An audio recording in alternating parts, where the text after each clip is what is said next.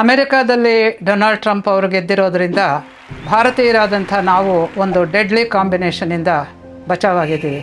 ಯಾವುದು ಗೊತ್ತಾ? ಅದು ಮಲ ರಾಹು. ಕಮಲಾಲ್ ಕಾತೆಗಿರಿ, ರಾಹುಲ ಲಾತೆಗಿರಿ. ಈ ಮಲ ರಾಹು ಕಾಂಬಿನೇಷನಿಂದ ನಾವು ಬಚಾವಾದ್ವಿ. ಯಾಕೆ ಅಂತ ಹೇಳಿದ್ರೆ ಇಬ್ಬರಿಗೂ ಸಮಾನವಾದಂಥ ಒಂದು ಅಂಶ ಇದೆ. ಏನದು? ಹಿಂದೂ ದ್ವೇಷ.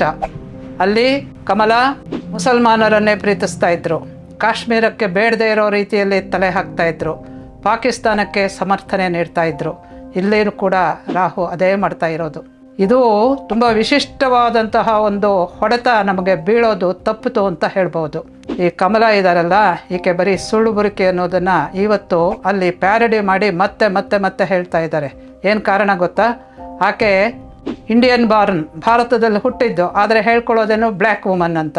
ನಿಜವಾಗ್ಲೂ ಅಲ್ಲ. ಅವರು ಡೆಮೋಕ್ರೆಟಿಕ್ ಮೆಥಡಿಂದ ಮೇಲೆ ಬಂದಿದ್ದಲ್ಲ. ಇಲ್ಲಿ ಹೇಗೆ ನಮ್ಮ ಲಾಲೂ ಪ್ರಸಾದ್ ಯಾದವ್ ಅವರು ತಾವು ಮೇವು ಹಗರಣದಲ್ಲಿ ಸಿಕ್ಕಿಬಿದ್ದು ಅವರಿಗೆ ತೀರ್ಪು ಬಂದಾಗ ಜೈಲಿಗೆ ಹೋಗೋದಕ್ಕೆ ಮೊದಲು ಏನು ಮಾಡಿದ್ರು? ತಮ್ಮ ಹೆಂಡತಿಯನ್ನು ಮುಖ್ಯಮಂತ್ರಿ ಮಾಡಿ ಕಳಿಸಿದ್ರು. ಅದೇ ರೀತಿಯಲ್ಲಿ ಜೋ ಬೈಡನ್ ಅವರು ಗೆಲ್ಲದೇ ಇರುವಂತಹ ಕಮಲಾ ಹ್ಯಾರಿಸನ್ನು ನಾಮಿನೇಟ್ ಮಾಡಿದ್ರು ಪ್ರೆಸಿಡೆಂಟ್ಶಿಪ್ಗೆ. ಆ ಎಲೆಕ್ಷನಲ್ಲಿ ಭಾಗವಹಿಸೋ ಹಾಗೆ ಮಾಡಿದ್ರು. ಅದರಿಂದ ಇದು ಸಾಮಾನ್ಯವಾದಂತಹ ಹೊಡೆತ ತಪ್ಪಿಸ್ಕೊಂಡಿರೋದಲ್ಲ, ನಾವು ಅಸಾಮಾನ್ಯವಾಗಿರುವಂಥದ್ದು. Let us congratulate ಅವರ್ಸೆಲ್ಸ್.